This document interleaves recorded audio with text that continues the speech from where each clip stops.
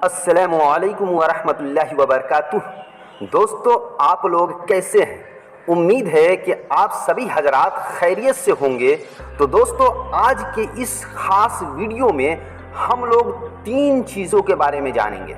Number 1 में मुज़ाफ़ के बारे में जानेंगे, नंबर 2 में मुज़ाफ़ इलैह के बारे में जानेंगे, नंबर 3 में अलामत इजाफ़त के बारे में जानेंगे। तो दोस्तों, आज के इस वीडियो में हम आप लोगों को इन 3 चीज़ों के बारे में समझा दूंगा इस तरीके से कि आप लोग ज़िंदगी में कभी भी इन 3 चीज़ों को नहीं भूल पाइएगा। हमेशा पूरी ज़िंदगी आपको याद रहेगी। गहरी नींद में आप सोए हुए हैं और अगर कोई शख्स आपको जगा करके फ़ौरन कहता है कि बताओ मुज़ाफ़ किसको कहते हैं, तो आप फ़ौरन उसी वक्त गहरी नींद ही की हालत में बता देंगे कि मुज़ाफ़ कहते हैं जिसको मिलाया जाता है। तो दोस्तों, आज मैं इन 3 चीज़ों के बारे में बिल्कुल उसी तरीके से बताने वाला हूँ जिस तरीके से आप हमेशा के लिए अपने जहन में उसको रख पाएंगे आसानी के साथ। तो चलिए इस वीडियो को बिना देर किए हुए शुरू करते हैं।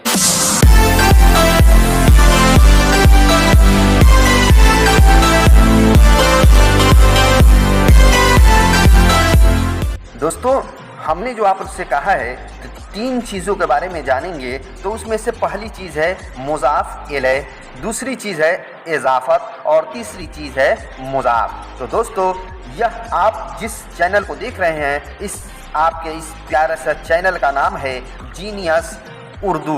तो दोस्तों, आप इस चैनल को सब्सक्राइब ज़रूर कर दें ताकि मैं आपको हमेशा बिल्कुल बेहतरीन वीडियो, एक से एक बढ़ कर के वीडियो आपके तक पहुंचाता रहूं।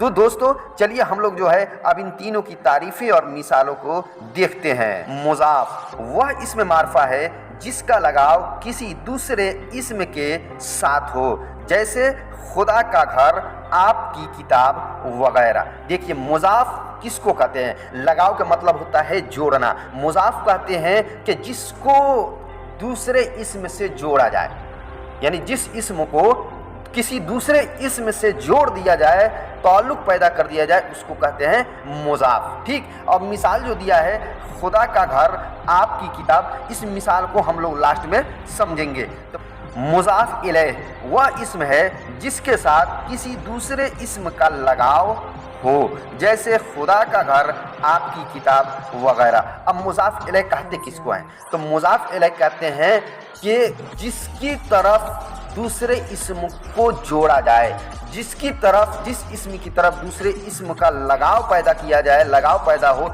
उस इसम को मुज़ाफ़ इलैह कहते हैं। तो मुज़ाफ़ किसको कहते हैं? जिसको जोड़ा जाए, और मुज़ाफ़ इलैह कहते हैं जिसके साथ जोड़ा जाए। बात समझ में आ गई?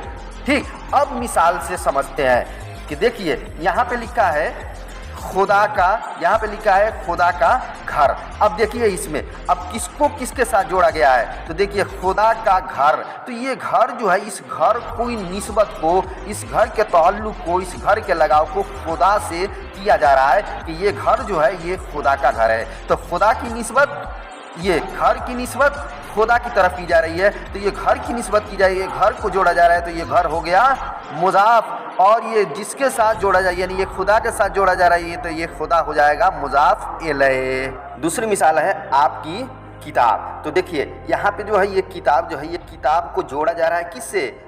आपके साथ, कि ये किताब जो है ये किसी और की नहीं है बल्कि आपकी किताब है। तो ये किताब को जोड़ा जा रहा है, तो ये किताब हो जाएगा मुज़ाफ़। और किसके साथ जोड़ा जा रहा है? तो आपके साथ, तो ये आप हो जाएगा मुज़ाफ़ इलैह। ठीक। बात समझ में आ गई? अब देखते हैं अगला वाला। नोट में है, नोट कहते हैं ज़रूरी को, जो अहम बात होती है उसको कहा जाता है नोट। तो नोट में देखिए क्या लिखा हुआ है। उर्दू में मुज़ाफ़ इलैह पहले आता है और मुज़ाफ़ बाद में आता है, और दरमियान में अलामत इजाफ़त होती है।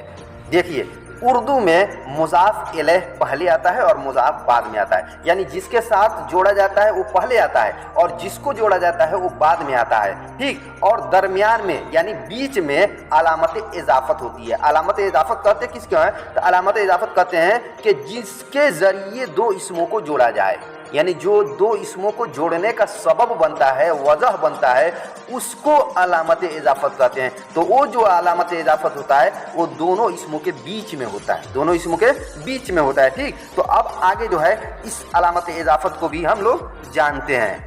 अलामत इजाफत वह अलामत है जो दो इसमों के दरमियान में लगाव पैदा कर दे, यानी दो इसमों के दरमियान में जोड़ दे, जो हर्फ आ करके दो इसमों को जोड़ दे, आपस में दो इसमों के दरमियान में लगाव पैदा कर दे, उस लफ्ज़ को क्या कहेंगे, उस लफ्ज़ को क्या कहेंगे, उस अलामत को क्या कहेंगे, अलामत इजाफत कहते हैं।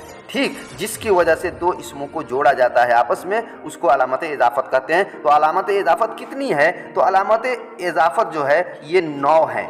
नंबर 1 में है का, नंबर 2 में है के, नंबर 3 में है की, नंबर 4 में रा, नंबर 5 में रे, नंबर 6 में री, नंबर 7 में ना, नंबर 8 में ने, नंबर 9 में नी। ठीक, तो का, के, की, रा, रे, री, ना, ने, नी, ये 9 जो हुरूफ हैं, 9 जो लफ्ज़ हैं, यही 9 लफ्ज़ जो है आकर के दो इसमों के बीच में आकर के दोनों इसमों को जोड़ देते हैं, जो अलग अलग रहते हैं। ठीक, समझ आ गई।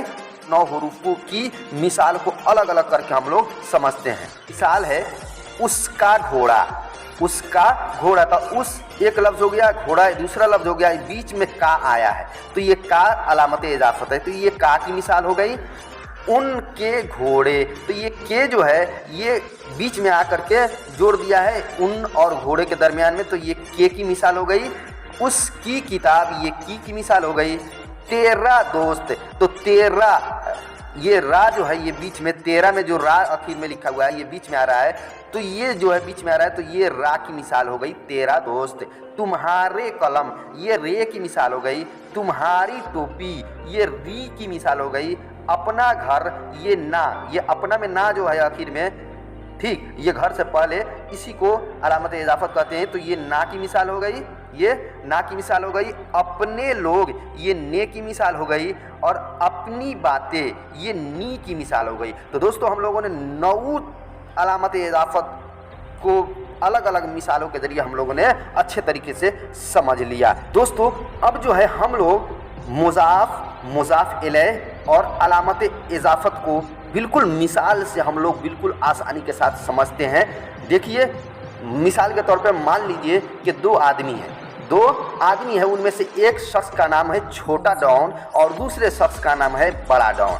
अब छोटा डॉन तो जानते ही, कोई किसी से डॉन, कोई किसी से कम नहीं होता है। तो छोटा डॉन और बड़ा डॉन ये आपस में बिल्कुल जुदाई हो गई है, इन दोनों के दरमियान में बातचीत बंद हो गया है। तो एक आदमी, तीसरे आदमी ने जो देखा कि इन 2 भाइयों यानी छोटा डॉन और बड़ा डॉन में बातचीत बंद है, मिल मिलान बंद है, तो इसको कैसे जोड़ा जाए, कैसे आपस में इनसे मिल मिलाप किया जाए और आपस में इनको जोड़ा जाए, तो उस तीसरे आदमी इनके पास आया। तो तीसरे आदमी का क्या नाम है, तीसरे आदमी का नाम था जज साहब।